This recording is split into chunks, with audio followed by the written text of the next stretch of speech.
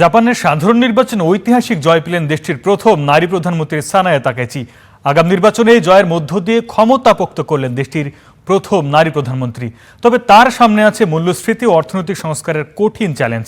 এবার নির্বাচনে সানায়া তাকাইচি নেতৃত্বাধীন লিবারেল ডেমোক্রেট প্রার্থীর নিম্নকক্ষের 465 আসনের মধ্যে 316 অর্থীতেই জয় পেয়েছেন। সংখ্যাগরিষ্ঠতার জন্য দরকার ছিল 233টি আসন। জাপানের ইতিহাসে দ্বিতীয় বিশ্বযুদ্ধের পর আর কোনো দলে এত বেশি আসন পায়নি। এমন ভূমিধস জয়ের পর কারো কারো উদ্বেগও তৈরি হয়েছে।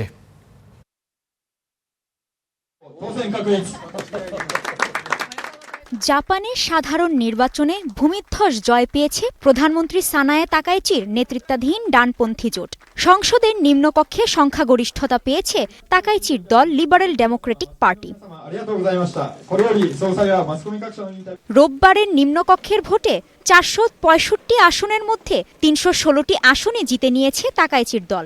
জোট সঙ্গী জাপান ইনোভেশন পার্টিকে নিয়ে মোট আসন সংখ্যা দাঁড়িয়েছে 352।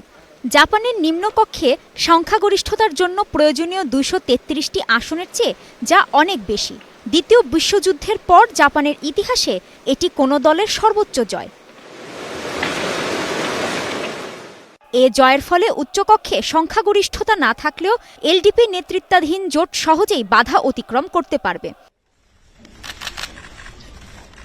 প্রধানমন্ত্রী সানায়া তাকাইচির এই ঐতিহাসিক জয় সন্তুষ্ট দেশের জনগণ। তবে শাসক গোষ্ঠীর এমন অস্বাভাবিক জয় নিয়ে উদ্বেগ প্রকাশ করেছেন কেউ কেউ। আমার মনে হয় জাপানকে মূল্য দেয় এমন মানুষদেরই নির্বাচিত হওয়া একটি ভালো বিষয়। তাকাইচি নিজ দেশকে মূল্য দেন। আমি লিবারেল ডেমোক্রেটিক পার্টিকে সমর্থন করি ঠিকই, তবে তাদের অতিরিক্ত জয় নিয়ে কিছুটা উদ্বিগ্ন। সামনে সরকার যেন শৃঙ্খলা বজায় রাখে এবং কোনো অবহেলা ছাড়াই দেশ পরিচালনা করে, এটাই আমার প্রত্যাশা। তাকাইচির এই জয়ে অভিনন্দন জানিয়েছেন মার্কিন প্রেসিডেন্ট ডোনাল্ড ট্রাম্প।